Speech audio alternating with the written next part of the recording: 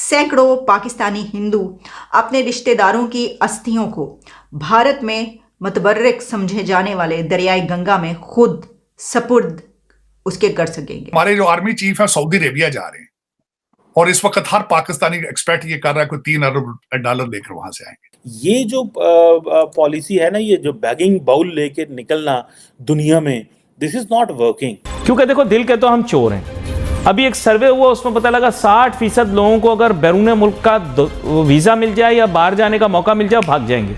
नरेंद्र मोदी की तरमीम शुदा स्पॉन्सरशिप पॉलिसी से मुमकिन हो सका है कि पाकिस्तान में इस टाइम कितनी इन्वेस्टमेंट आ रही है। पाकिस्तान में बहुत ज़्यादा इन्वेस्टमेंट आ रही है क्योंकि यहाँ पे पोटेंशियल ऑफ बिज़नेस बहुत ज़्यादा है, क्योंकि पूरी वर्ल्ड में उतना बिज़नेस नहीं है जो पाकिस्तान में है। अब यहाँ पर अगर कोई इस दुनिया से चला जाता है तो उसका कोई भी रिश्तेदार 10 दिन के वीज़ा पर इंडिया जा सकेगा। हमारे पास सबसे ज्यादा नेचुरल रिसोर्सेज है अगर सब कॉन्टिनेंट को देखा जाए पूरे को।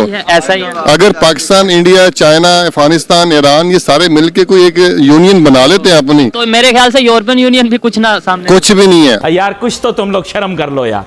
कितने बड़े यार आप चीटर और झूठे लोग हो यार, कुछ शर्म करो यार। इतना भी कोई झूठ बोलता है यार, इतना भी कोई झूठ बोलता है। आप अपने आप को बेवकूफ बना रहे हो। मुल्क को दिवालिया बनाने के पीछे आप लोग जिम्मेदार हो। कि जब इंडिया और पाकिस्तान के बीच जो टाइज हैं वो बहुत टेंस हैं और बहुत ताल्लुकात खराब हैं, तो ऐसे वक्त में कोई ऐसा कदम उठाना, नेबर्स के साथ, चाहे अफगानिस्तान है, चाहे ईरान है, चाहे इंडिया है, या कोई भी नेबर है हमारा, उसके साथ रिलेशन खराब करके ग्रो कर सकते हैं? पॉसिबल ही नहीं है। तो फिर हम क्यों नहीं ये समझ सकते ये बात को? हम क्यों आज भी फखर से ये कहते हैं जी वो हमारा दुश्मन है, हम उसे घर में घुस के मारेंगे? मतलब वो भी चाहे स्टेटमेंट की हद तक होता है, प्रैक्टिकली नहीं कर पाते, लेकिन आज भी हमारी सोच ये क्यों है? हम ये कर भी नहीं सकते। जिस तरह की आपकी इकोनॉमी जिस लेवल पे चलेगी आप लड़ भी नहीं सकते। ये आप लोग जिम्मेदार है, झूठो, फ्रॉडियो, चीटरो। कभी कहते हो हम 5 दरियाओं का मुल्क है, कभी कहते हो हमारे पास बिजली है, कभी बोलते हो हमारे पास गैस है। और हम समझते हैं कि इसी को बुनियाद बनाकर क्यों ना दोनों मुल्कों के बीच आने जाने का रास्ता खोल दिया जाए, गेट खोल दिया जाए और एक दूसरे की तरफ आने जाने दिया जाए।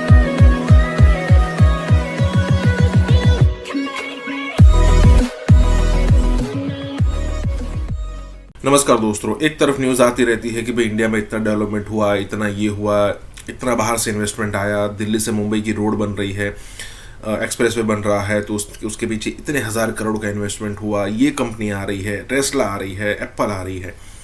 और दूसरी तरफ पाकिस्तान में न्यूज़ क्या आती है कि भाई पाकिस्तान का प्रधानमंत्री, पाकिस्तान का आर्मी चीफ या फिर पाकिस्तान कोई और बंदा जो बड़े लेवल पर है वो जाता है सऊदी, यूएई, चाइना, कतर, और वहाँ से वो एक्सपेक्ट क्या करते हैं? पाकिस्तानी मीडिया में डिस्कस होना शुरू हो जाता है कि वो आएंगे तो कितने पैसे लेकर आएंगे। मतलब यहाँ पर बात हो रही है कि 3 बिलियन। अब ज़रा सोचिए कि 3 बिलियन से पाकिस्तान का stock market up and down हो जाता है, मतलब अप ही हो जाता है। मतलब उधार के पैसे या फिर भीख के पैसे, भीख के पैसे मतलब वापस नहीं करने हैं, या फिर उधार के पैसे जो किस्तों में वापस करने हैं। अब ज़रा सोचिए कि इंडिया के अंदर सिचुएशन अगर ऐसी होती तो मोदी गवर्नमेंट की क्या हालत करती हमारी मीडिया और अपोजिशन। मतलब आप एक कंपेयर करो कि कितनी विपरीत सिचुएशन हो गई है इंडिया और पाकिस्तान के बीच में। 1 बिलियन, 500 मिलियन इतने लेने के लिए मतलब पैरों में गिर रहे हैं पाकिस्तानी, और इंडिया श्रीलंका जैसे कंट्रीज़ को, बांग्लादेश जैसे कंट्रीज़ को, अफगानिस्तान जैसे, इवन म्यांमार जैसे कंट्री को ऐसे ही पैसे दे देता है। इसी के साथ ही वीडियो शुरू करते हैं। पहली मर्तबा सैकड़ों पाकिस्तानी हिंदू अपने रिश्तेदारों की अस्थियों को भारत में मतबर्रिक समझे जाने वाले दरियाई गंगा में खुद सपुर्द उसके कर सकेंगे, सपुर्द आब कर सकेंगे, यानी पानी में बहा सकेंगे। ये वजीर आज़म नरेंद्र मोदी की तरमीम शुदा स्पॉन्सरशिप पॉलिसी से मुमकिन हो सका है। तो ये जो एक कदम उठाया गया है कि पाकिस्तान में रहने वाले जितने भी हिंदू हैं उनकी, क्योंकि ये ख्वाहिश होती है, उनके ये रिचुअल्स हैं, उनका ये है एक तरीक़ाकार, तो उनको ये इजाज़त दी गई है कि वो अपनी अस्थियां ले जाकर भारत जा सकते हैं और वहाँ पर गंगा में बहा सकते हैं। कहा गया कि ये पहला मौका होगा जब पाकिस्तान के हिंदू अपने रिश्तेदारों की अस्थियां जो हैं भारत के हिंदू मजहबी शहर हरिद्वार में दरियाई गंगा में खुद सपुर्दे आब कर सकेंगे। इसके बारे में ये भी समझा जाता है हिंदू मजहब में कि इन अस्थियों को हरिद्वार में दरियाई गंगा में सपुर्दे आब कर दिया जाए तो उनकी जो रूहें होती हैं वो स्वर्ग में पहुंच जाएंगी, जन्नत में पहुंच जाएंगी, और उन्हें जो है वो बार बार जन्म लेने के चक्कर से भी निजात मिल जाएगी, कुछ इस तरह का भी लिखा हुआ है। लेकिन ये हम बहुत ही आगे निकल जाएंगे। ये ऐसे टॉपिक्स हैं जो अब इनके ऊपर तो फिर अलग पता नहीं कितने घंटों के प्रोग्राम करने पड़ेंगे। मैं आपको बता देती हूँ स्पॉन्सरशिप पॉलिसी क्या है। स्पॉन्सरशिप पॉलिसी में अमेंडमेंट की गई है।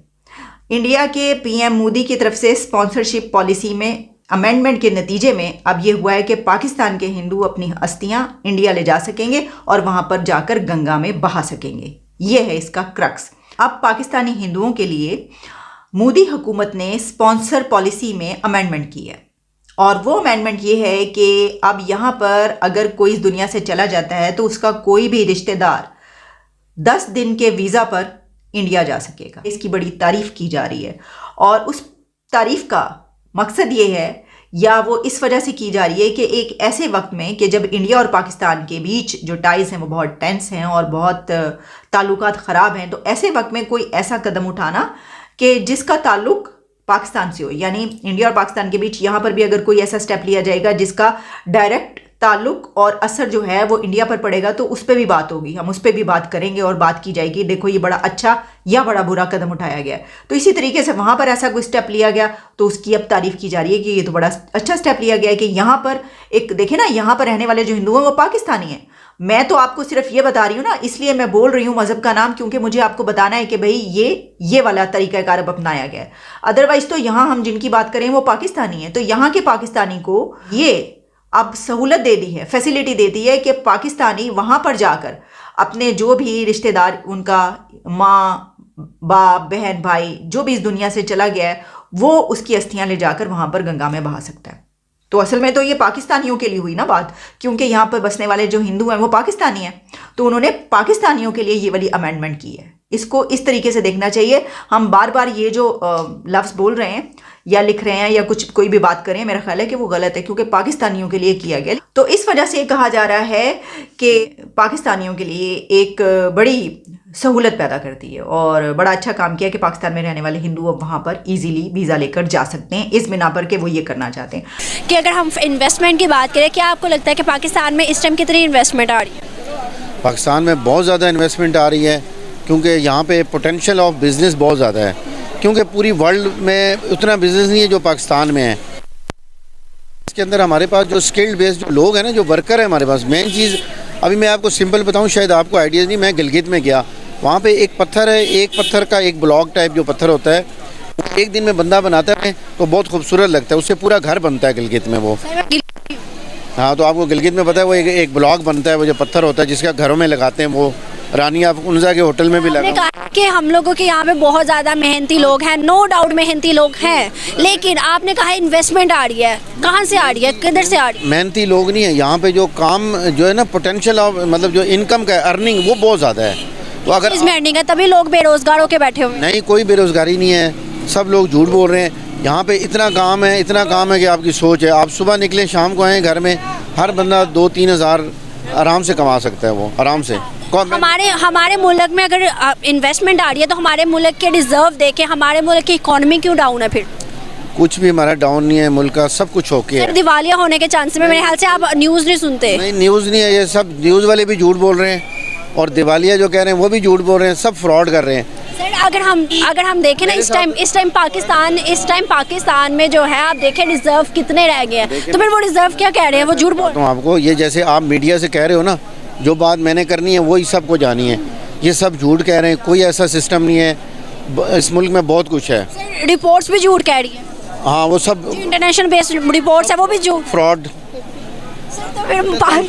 सच क्या है? सच क्या है? सच क्या है? सच ये है कि जो ये इतना देखें, पूरी दुनिया में जो हमारे मतलब 5 अरब की आबादी है और पाकिस्तान में तकरीबन 25-30 करोड़ की आबादी है।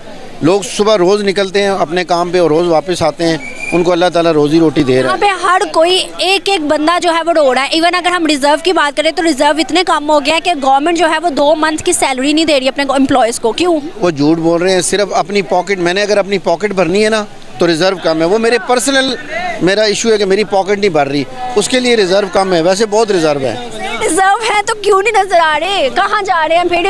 वो मसला असल में वो अपनी पर्सनल उसकी पॉकेट जो भरनी है ना जिस बंदे ने। हम पागल हैं, हम पाकिस्तानी क्या पागल हैं जो एक्शन नहीं ले रहे? अगर रिजर्व होते तो हम लोग खड़े ना हो जाते। मीडिया वार है, कुछ भी नहीं है।